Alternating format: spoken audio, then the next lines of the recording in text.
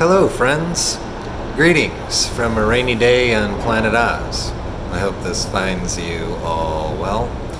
I have something kind of cool for the arachnophobes out there, and everyone else. It's a curiosity for us all. But when I was younger, and I first started interstellar traveling, I would visit this Earth place called Michigan, and there are a lot of spiders in Michigan. You spend a lot of time in Michigan, you will have your run-ins with spiders, and I think it's fair to say that I was an arachnophobe myself for some time, and probably made the best strides in improving on that when I had acquired for a little while one of those tarantulas in glass, and I just kept that thing around with me, and I kept looking at it, and it kind of desensitized me. But anyway, there's something very primal about this fear of spiders. It goes beyond anything rational, it would seem. I mean, in my perception, it's reasonable to be afraid of spiders. They can be dangerous, but we're, like, in a general sense, really, really afraid of them, and like irrationally so. And so I found it puzzling as to why that would be. So I meditated on the question, and I asked intelligent infinity, as we are all entitled to do, and I got an answer. And so I don't know if it's the correct answer. I have my distortions, but I'm going to share with you what I got back, because I did find it was interesting, and it did correlate quite a bit with the law of one, and I find that very fascinating. So anyway, here goes. So, in law of one terms, just beyond earth, air, fire, and water, or first density, or our root chakra, we unblock and then assume the consciousness of the second density, of the plants, animals, insects, cellular life, basically everything we know before third density human intelligence or human consciousness. So the spider is, in a consciousness vibrational sense, it is just barely out of the first density. It's just barely a second density creature, and so it's almost purely a root chakra with everything else blocked, and it is essentially growing and evolving and expanding outward horizontally, which is counterintuitive to us, because as third density beings, we are in a process of ascension that we've been involved in for a very long time, through many, many lifetimes. We've been the spider, we've been everything, and so we get here and we're doing all we can to go up. And this is a creature that is basically doing everything it can to stay down. It's like it's growing horizontally outward, reaching outward, and basically grabbing and trying to hold on with all of its might to prevent itself from ascending. So this strikes us as very odd. It's a very counterintuitive place, a very, very foreign vibration of consciousness to have this idea of trying to prevent any kind of ascension at all costs and hang on. So in that way, already we're a little bit at odds with the consciousness of the spider. So that might kind of put us in a place where it would say, okay, well, maybe if the spider is of a lower vibration than many of the other insects in the insect kingdom, it might explain why we tend to fear them more than these others that maybe are more open to their own ascension path, who are working their way through, and their existence and their consciousness, their point of view, their perspective, it all just makes more sense to us. So they resonate closer. But it goes further than that, because I kind of felt like you have a tangle or two with a spider, especially when you're young and impressionable and you feel vulnerable, that's going to cause you to develop this arachnophobia. But what I saw and understood when I was meditating on this question was that you might ask why the spider is trying to resist any kind of ascension or even pull itself back down. And the reason is fear. It's basically, it's kind of a manifestation of fear in a kind of pure way compared to other things. And as it also correlates with the law of one, their fear is connected with separation. Fear is connected with the service to self pathway. Fear is connected to low vibration, the lowest, in fact, on the scale. So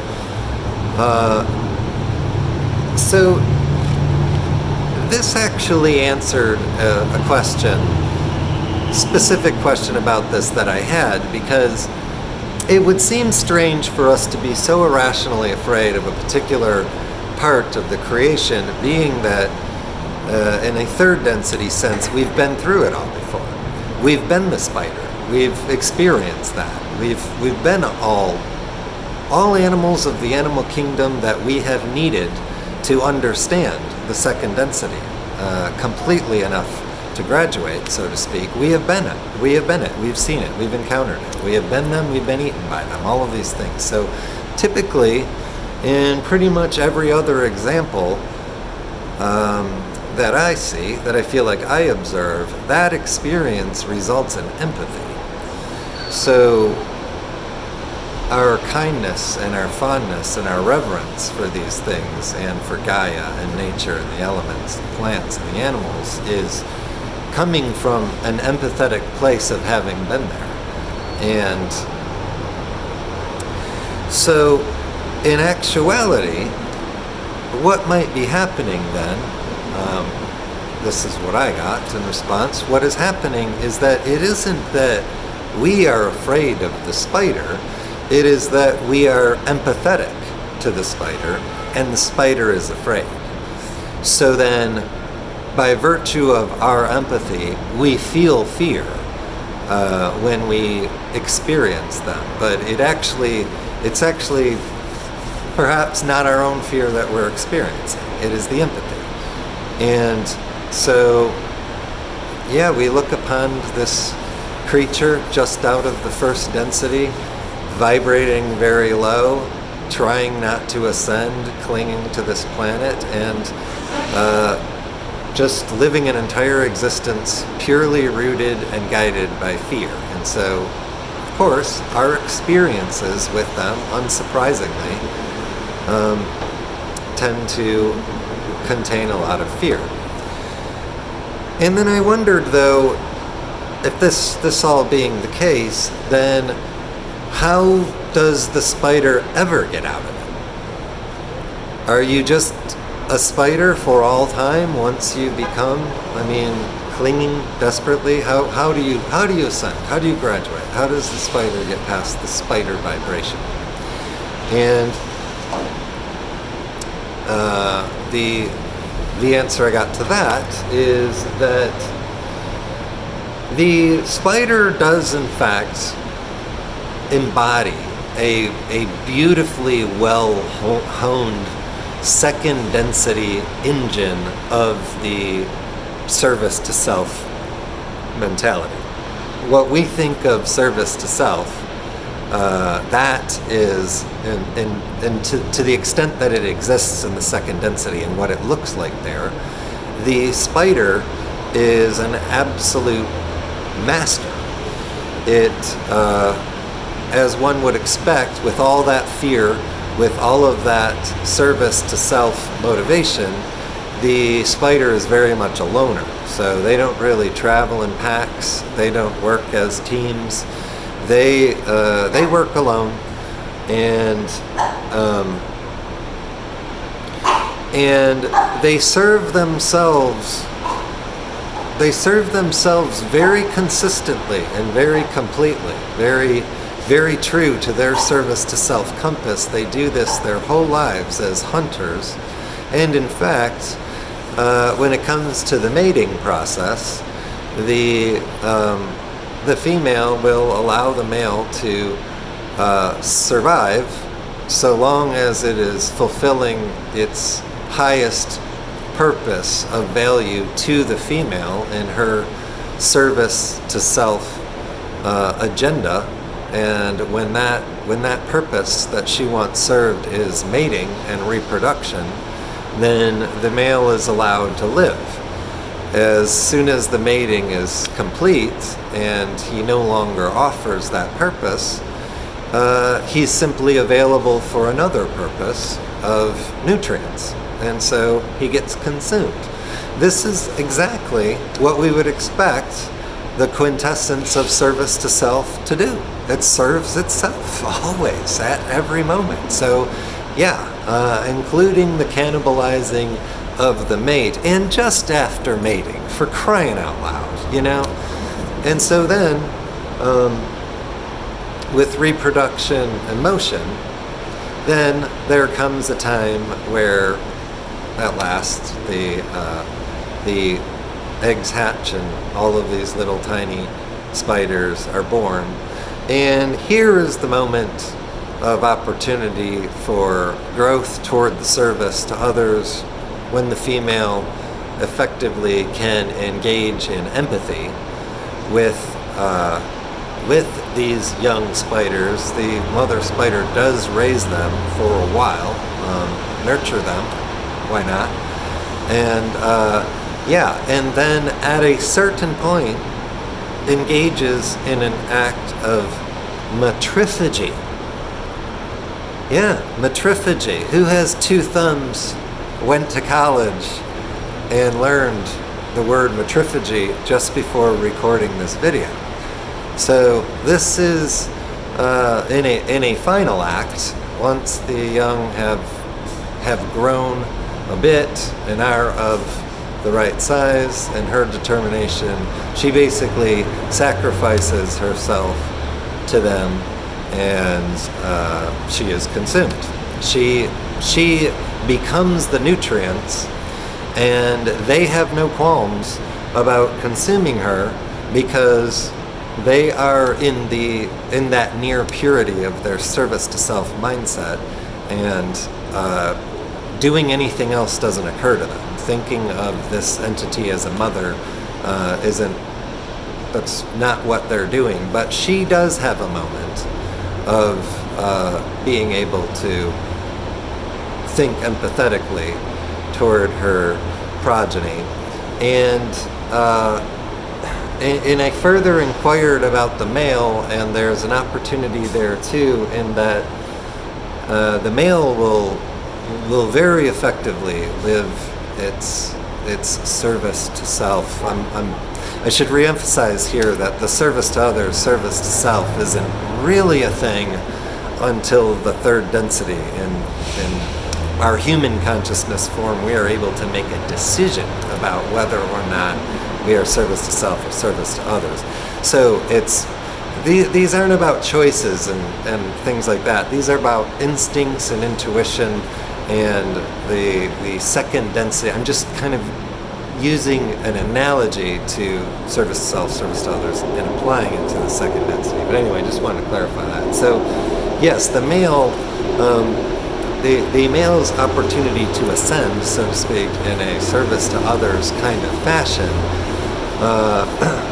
also comes in adulthood when, after presumably living a certain amount of life as a very successful service-to-self hunter and loner and separately minded, fearful entity, spreading that low vibration, sharing it. And again, nothing's wrong with any of that.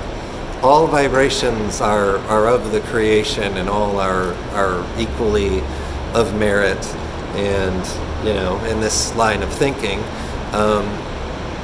all are all things. So all beings are the singularity, the infinity, and the journey in between. So, so there isn't anything different or less than or evil or wrong or bad about the way the spider lives its existence. It's just foreign to us. And so it seems strange to us, and that fear also resonates with us. So anyway, but the male, so after a successful life of serving itself, it has an opportunity when there is the instinct calls to mate. And I'm not saying that this is all happening on a very rationally thought out pros and cons list type of consciousness the way we do things, but at whatever level that the spider is steering toward its upward movement in its journey, or downward, or staying the same, there's that calling to mate. And on this same level, however subconscious it may be felt, the spider knows what's going to happen.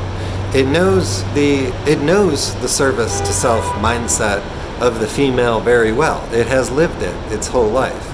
So in answer to a calling to reproduce, it is accepting its fate, in a sense.